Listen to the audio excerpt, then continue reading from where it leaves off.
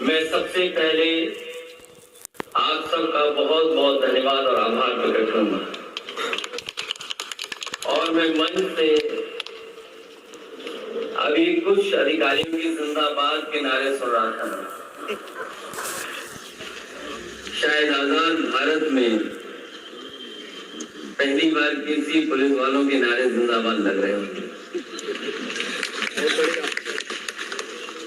ये पुलिस के लिए इससे ज्यादा शर्म की बात हो कोई हो नहीं सकती,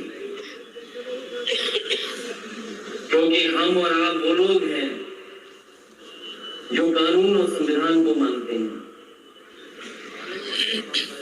और जो लोग वहां दूसरी तरफ बैठे हैं वो न कानून की परवाह कर रहे हैं न संविधान की परवाह कर रहे हैं। हम में और उनमें इतना ही फर्क है कि हम और आप जो इस आजाद देश को हमारे पूर्वजों ने पुराने हमारे बुजुर्गों ने जो हमें संविधान दिया, हम संविधान को मान करके हम संविधान के दायरे में रह रहे हैं, और जिनसे हमको लड़ना पड़ रहा है, जिनके बारे में हमें आज जिंदाबाद बोलना पड़ रहा है, वो न संविधान मानना चाहते ना कानून। और कल अगर ये माफी भी मांगेंगे तो बताओ आदरणीय आजम खान साहब, उनके परिवार, उनका बेटा, उनकी पत्नी के क्या वो दिन जो जेल में रहे वापिस हो जाएंगे? सोचो इन बातों का। इसलिए मैं आप सबसे अपील करने आया हूं, हमें जो कुछ जोखिम उठाना पड़े हमें उठाना चाहिए। ये वोट की ताकत से आए हैं और वोट की ताकत से ही बाहर जाएंगे।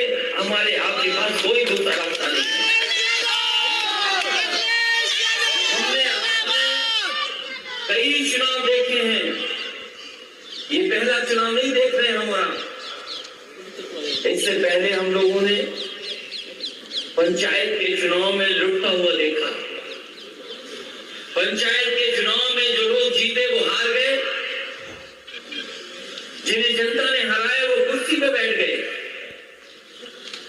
हम लोग अभी कुछ दिन पहले चुनाव लड़े थे।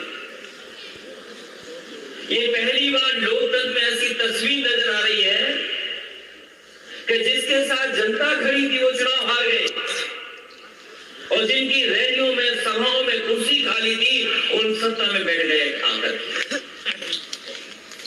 ये जो पिछला चुनाव हुआ, ये जनता हमारी आपकी सरकार बनाने के लिए वोट दे रही थी। सरकार हमारी आपकी चुन रही। हमारी आपकी सरकार होती तो शायद हमको आपको ऐसे दिन नहीं देखने पड़ते। मैं अभी भीड़ में अपने सिख भाई तेजिंदर बिल को देख रहा हूं। मैं आपको लखीमपुर की कहानी याद होगी।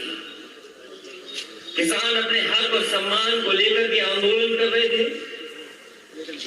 पीछे से भारतीय जनता पार्टी के कार्यकर्ता और उनके समर्थक लोग लेकर गाड़ी लेकर के आए और रौंद दिया। उसमें सबसे पहले टक्कर अगर किसी को लगी तो किसान को लगी, और तेजिंदर बिल को लगी और उनकी जान बच गई।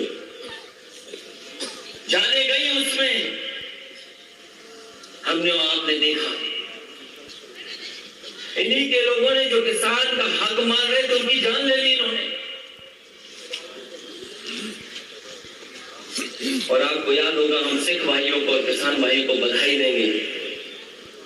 उनकी ताकत एक थी, एकजुट हो गए, और जैसे ही सरकार को पता लगा कि एक है और एक होकर के वोट डाल देंगे तो इनकी सरकार चली जाएगी, तो आपको पता होगा रातों रात देश के प्रधानमंत्री माफी मांगने आ गए। देश से माफी मांगी, किसानों से माफी मांगी, वो काले कानून वापस हो गए।